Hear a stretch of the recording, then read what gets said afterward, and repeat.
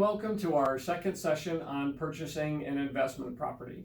The first thing that I'll point out today that I think is of significant note is it appears I shaved since last month. Let's dive right in. Last month we discussed calculating your purchase price range. Now we're going to focus on determining what type of properties will best meet your desires and where they can be found. The first step actually is starting with the end in mind. In other words, what are your priorities? Is your priority long-term cash flow, let's say, as an additional source of retirement income? Is it capital appreciation over a certain term, i.e. a fix and flip type scenario? Or is it purchasing a vacation or retirement home and being able to have someone pay it off or pay the majority of it off until you're ready to retire to it or use it full time? Once we determine those goals, we can move on to selecting property configurations and locations.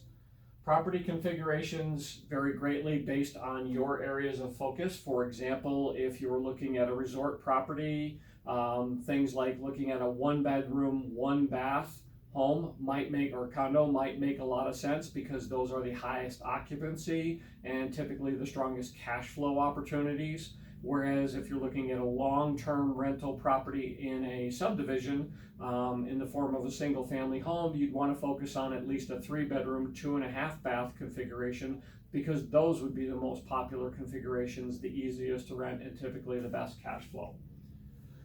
Determining factors aside from property configuration can be proximity to certain things. For example, if you're doing an Airbnb property, you'd want to make sure it has proximity to local attractions so that tourists are going to want to come in and find it easy and convenient to either be walkable or a short Uber to some of those locations. Might be proximity to work center if your focus is having a roommate. Might be proximity, as we mentioned earlier, to the beach or ski resorts. Variables such as taxation and regulation play a significant role. For example, in looking at resort properties in Hawaii, I've learned that taxation is very different if you're a resident owner versus a non-resident owner. If you're a non-resident owner, your tax rate, your property tax rate, is about double that of a resident owner. Regulation plays an important part. For example, the Airbnb scenario we discussed. In Denver, you can only Airbnb from your primary resident. You cannot own an investment property and Airbnb it. They will not give you a license to do so. Here in Parker, another example, short-term rentals, or what they call tourist rentals, a rental of less than 30 days, are prohibited here. So knowing these things are very important in the process.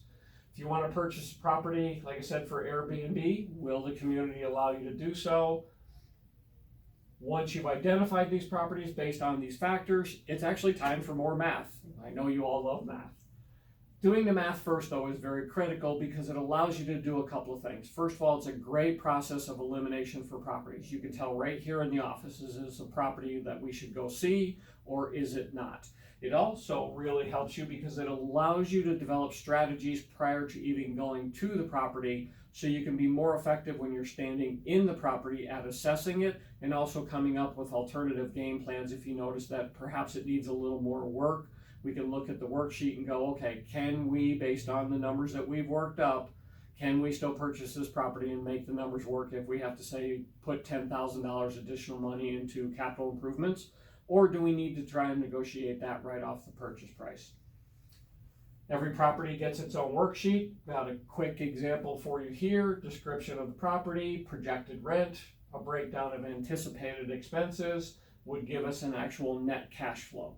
What's really neat about doing this also is you can focus on properties that meet your criteria if you're focused on, I want an X return on my money. Let's say you want an 8% return on the money invested. This is how you break it down and figure that out. The offering price for the investment property is developed using those calculations right off of that sheet. It's not just about cash flow potential, but it also takes into consideration condition and necessary capital improvements.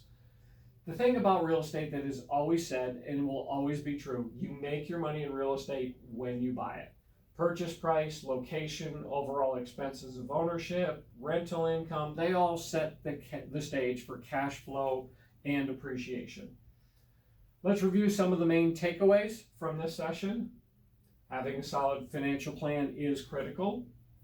It will tell you if a given property makes sense to consider, and if it does, it'll help you set an offer price and range in which to negotiate that makes sure you do not overpay. Really, really critical is that it removes the emotion from the equation. You simply sit down and you do the numbers tell a story, you make your offer. If you get the property, hey, fantastic, you know it fits in your buy box, so to speak, and it will work for you. And if for whatever reasons the negotiations don't end up that you get the property, you can easily walk away from it because our worksheet told you it doesn't make sense to purchase at the numbers offered. Some more takeaways to discuss this afternoon would be knowing the nuances of property types, location, as well as taxation and regulation are paramount. The worksheet that you saw earlier has helped my other clients determine that they should buy multiple lower cost properties as opposed to one bigger property. I'll give you an example. Instead of looking at single family homes, we ended up looking at townhomes, which were much less expensive. They turned out to be easier to rent, cash flowed at a higher ratio, and they've appreciated very nicely over the last 10 to 12 years that they've owned these properties. Understanding your goals and desires really helps. Another example would be I was able to help a client make the dream of owning a vacation home and have someone else pay for it until they retire come true. That same example was a situation where this client happened to be in a long-term rental property. They had an investment property that they had rented out for 7 or 8 years, had not had the best experience being a landlord. Even though they had a property manager, it still was a very difficult situation where they had to put up with a lot of abuse by the tenant. They really wanted to get out of the rental business. When I sat down and spoke with them, I learned that they had this dream to be able to own a place in a resort community and visit there and maybe even eventually retire. We're able to do something called a tax-free 1031 exchange, get them out of the long-term rental property and into the short-term resort property, and they are extremely happy. I know they've been there, they've visited, the things are going very well with the property. By the way, it was a lot of fun to travel to Hawaii and help them purchase that property.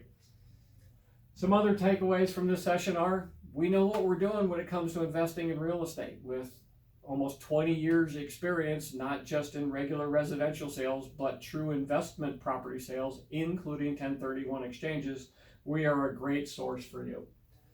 We've only scratched the surface. Apparently, Brianna, who set this up for me, had a little fun with the animation in the slideshow.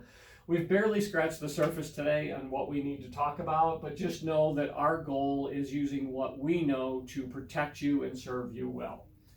Working with us to develop your plan not only leads you down a path of success, our goal is to reduce the stress and worry throughout the process and take the somewhat overwhelming concept and bring it down into a step-by-step plan. Please give us a call if you're interested in talking about this any further. It'd be great if you're ready to jump in, or if you just want to start down the road of making a plan to get there at some point.